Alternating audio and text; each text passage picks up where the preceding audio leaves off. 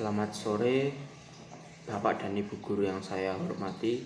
Saya Daru Putraji. Dalam waktu 10 menit ke depan saya akan menjelaskan kepada Bapak Ibu guru materi bab 6 tentang bela negara dalam konteks Kesatuan Republik Indonesia. Poin 1.1. Perjuangan mempertahankan NKRI. Perjuangan fisik yang dilakukan bangsa Indonesia antara lain insiden bendera Surabaya, pertempuran 5 hari di Semarang, pertempuran Surabaya tanggal 10 November 1945, pertempuran Ambarawa, pertempuran Medan Area, Bandung Lautan Api, pertempuran Margarana, perlawanan terhadap agresi militer Belanda, serta perang gerilya. Berikut ini penjabarannya. A. Insiden bendera di Surabaya. Pada tanggal 19 September 1945, di Surabaya terjadi peristiwa insiden Surabaya.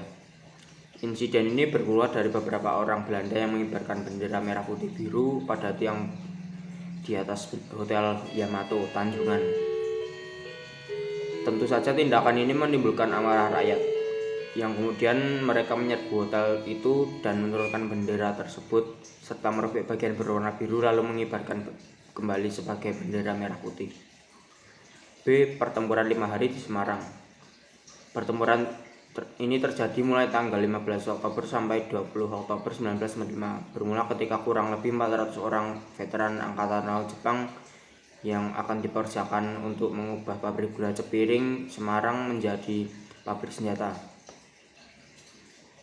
Pemberontak pada waktu dipindahkan ke Semarang, kemudian menyerang polisi Indonesia yang mengawal mereka. Untuk memperingati peristiwa tersebut, pemerintahan membangun sebuah tugu yang diberi nama Tugu Muda. C. Bandung Lautan Api. Pada tanggal 21 November 1945, Sekutu mengeluarkan ultimatum pertama agar kota Bandung di bagian utara dikosongkan oleh pihak Indonesia selambat-lambatnya tanggal 29 November 1945 dengan alasan untuk menjaga keamanan, dan ultimatum kedua pada tanggal 23 Maret 1946 akhirnya dengan berat hati TRI mengosongkan kota Bandung. Sebelum keluar dari Bandung pada tanggal 23 Maret 1946, pejuang RI menyerang markas Sekutu dan membumi hanguskan Bandung bagian selatan. Untuk mengenang peristiwa tersebut, Ismail Marzuki mengabadikan dalam sebuah lagu, yaitu Halo Halo Bandung. D. Pertempuran Margarana. I Gusti Ngurah Rai menggalang kekuatan dan menggempur Belanda pada tanggal 18 November 1945. Karena kekuatan pasukan tidak seimbang dengan persenjataan yang kurang lengkap, akhirnya pasukan Ngurah Rai dapat dikalahkan dalam pertempuran Puputan di Margarana, sebelah utara Tabanan, Bali. Hingga I Gusti Ngurah Rai gugur bersama anak buahnya. E. Perang gerilya. Perlawanan bangsa Indonesia juga menggunakan strategi perang gerilya, yaitu perang dengan berpindah-pindah tempat. Salah satu hasil perang gerilya adalah serangan umum. Tanggal 1 Maret 1949, ia bergerilya dari luar kota Yogyakarta selama 8 bulan ditempuh kurang lebih 1000 km di daerah Jawa Tengah dan Jawa Timur. Setelah berpindah-pindah dan beberapa desa, rombongan Sudirman kembali ke Yogyakarta pada tanggal 10 Juli 1949. Poin 1.2. Perjuangan mempertahankan NKRI melalui jalur diplomasi. Perjuangan bangsa Indonesia melalui jalur diplomasi antara lain Perjanjian Linggarjati, Perjanjian Renville, Perjanjian Romroyen, serta Konferensi Meja Bundar. Berikut ini penjabarannya. A. Perjanjian Linggarjati. Perundingan Linggarjati adalah suatu perundingan antara Indonesia dan Belanda. Linggarjati,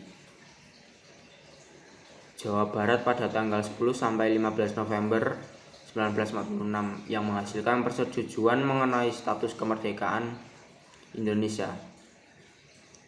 Ditandatangani secara sah oleh kedua negara pada tanggal 29 Maret 1947. Isi Perjanjian Linggarjati antara lain: 1. Belanda mengakui secara de facto wilayah Republik Indonesia, yaitu Jawa, Sumatera, dan Madura. 2. Belanda harus meninggalkan wilayah RI. paling lambat tanggal Januari 1949. 3. Pihak Belanda dan Indonesia sepakat membentuk Negara Republik Indonesia Serikat atau RIS. 4. Dalam bentuk RIS, Indonesia harus bergabung dalam Commonwealth Persemakmuran Indonesia. Belanda dengan mahkota negeri Belanda sebagai kepala Uni. B. Konferensi Meja Bundar. Konferensi Meja Bundar atau KMB yang berlangsung di Den Haag pada tanggal 23 Agustus sampai 2 November 1949 mengakhiri konfrontasi fisik antara Indonesia dengan Belanda. Hasil konferensi tersebut paling utama adalah pengakuan dan penyerahan kedaulatan pemerintahan Belanda kepada pemerintahan Indonesia tanggal 27 Desember tahun 1949 yang disepakati akan disusun dalam struktur ketatanegaraan yang berbentuk federal, yaitu Negara Republik Indonesia Serikat. Bentuk-bentuk ancaman terhadap NKRI. A. Ancaman dari dalam negeri. Disintegrasi bangsa melalui gerakan-gerakan separatif berdasarkan sentimen kesekuan atau pemberontakan akibat ketidakpuasan daerah terhadap kebijakan pemerintahan pusat. Keresahan sosial akibat kesenjangan ekonomi dan ketimpangan kebijakan ekonomi serta pelanggaran hak asasi manusia yang pada akhirnya menyebabkan huru-hara atau kerusuhan massa. Upaya penggantian ideologi Pancasila dengan ideologi lain yang ekstrim atau tidak sesuai dengan jiwa dan semangat perjuangan bangsa Indonesia. Makar atau penggulingan pemerintah yang sah dan konstitusional. Munculnya pemikiran memperluas daerah otonomi khusus tanpa alasan yang jelas hingga persoalan-persoalan yang muncul di wilayah perbatasan dengan negara lain. Pemaksaan kehendak golongan tertentu yang berusaha memaksakan kepentingan secara tidak konstituen, terutama ketika sistem sosial politik tidak berhasil menampung aspirasi yang berkembang dalam masyarakat. Potensi konflik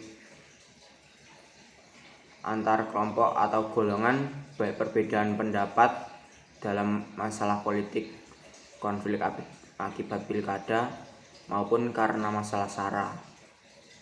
Melakukan kolusi, korupsi, dan nepotisme yang sangat merugikan negara dan bangsa karena akan mengancam dan menghambat pembangunan nasional. Kesenjangan ekonomi, pemerataan pendapat yang tidak adil antar kelompok dan antar daerah, penyalahgunaan narkoba, pornografi, pornoaksi, pergaulan bebas, tawuran, dan lain-lain. B. Ancaman dari luar negeri. 1. Ancaman terhadap ideologi merupakan ancaman terhadap dasar negara dan ideologi Pancasila, masuknya ideologi lain seperti liberalisme, komunisme, dan beberapa dekade terakhir muncul ideologi yang berbasis agama semakin mudah diterima oleh masyarakat Indonesia di era globalisasi ini. 2. Ancaman terhadap politik yang ditunjukkan dengan ikut campurnya negara lain dalam urusan dalam negeri Indonesia, seperti masalah hak asasi manusia, hukum, pemilihan umum, dan sebagainya. 3. Ancaman terhadap ekonomi. Ketidakmampuan kita, usaha dari luar yang bertujuan melemahkan atau menghalangi secara tidak langsung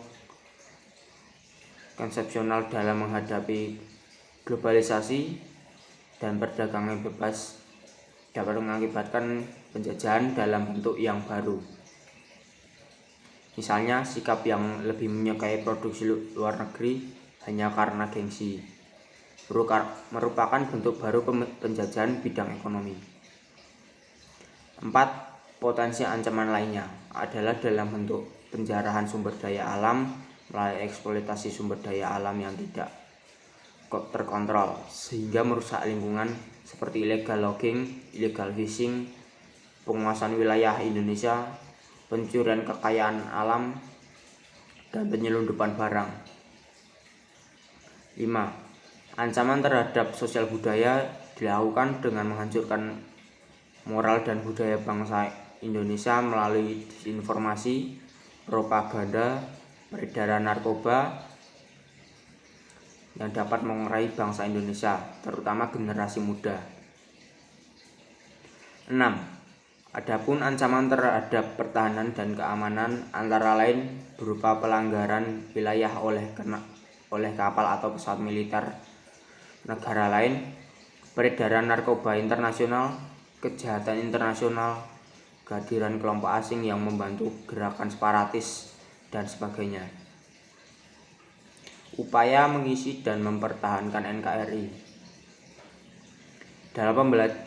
Dalam penjelasan Undang-Undang Nomor 3 Tahun 2002 dinyatakan bahwa pandangan hidup bangsa Indonesia tentang pertahanan negara adalah sebagaimana ditentukan dalam pembukaan dan pasal-pasal UUD Negara Republik Indonesia tahun 1945, yaitu sebagai berikut. A. Kemerdekaan ialah hak segala bangsa, dan oleh sebab itu penjajahan di atas dunia harus dihapuskan, karena tidak sesuai dengan peri kemanusiaan dan peri keadilan. B. Pemerintah negara melindungi segenap bangsa Indonesia dan seluruh tumpah darah Indonesia, memajukan kesejahteraan umum, mencerdaskan kehidupan bangsa, dan ikut melaksanakan ketertiban dunia berdasarkan kemerdekaan, perdamaian abadi, dan keadilan sosial. C. Hak kewajiban dan setiap warga negara untuk ikut serta dalam upaya pembelaan negara. D. Bumi, air, dan kekayaan alam yang terkandung di dalamnya dikuasai oleh negara dan dipergunakan untuk sebesar-besarnya kemakmuran rakyat. Berdasarkan pandangan hidup tersebut, bangsa Indonesia dalam penyelenggaraan pertahanan negara menganut prinsip sebagai berikut. A. Bangsa Indonesia berhak dan wajib membela negara serta mempertahankan kemerdekaan dan kedaulatan negara, keutuhan wilayah, serta keselamatan segenap bangsa dari segala ancaman. B. Pembelaan negara diwujudkan dengan keikutsertaan dalam upaya mempertahankan negara, merupakan tanggung jawab dan kehormatan bagi setiap warga, didasarkan pada kesadaran hak dan kewajiban warga negara serta keyakinan pada kekuatan sendiri. Bangsa Indonesia cinta perdamaian, tetapi lebih cinta kepada kemerdekaan dan kedaulatannya. D. Bangsa Indonesia menentang segala bentuk penjajahan dan menganut politik luar negeri bebas aktif. E. Bentuk pertahanan negara bersifat semesta, dalam arti melibatkan seluruh rakyat dan segenap sumber daya nasional, sarana dan prasarana nasional, serta seluruh rakyat negara Indonesia satu satuan pertahanan. F. Pertahanan negara disusun berdasarkan prinsip demokrasi, hak asasi manusia, dan kesejahteraan umum, lingkungan hidup, ketentuan hukum nasional, hukum internasional, dan kebiasaan internasional, serta prinsip hidup berdampingan secara damai dan memperlihatkan kondisi geografis Indonesia sebagai negara kepulauan. Jika dimulai maka diakhiri. Cukup dari saya, sekian, terima kasih.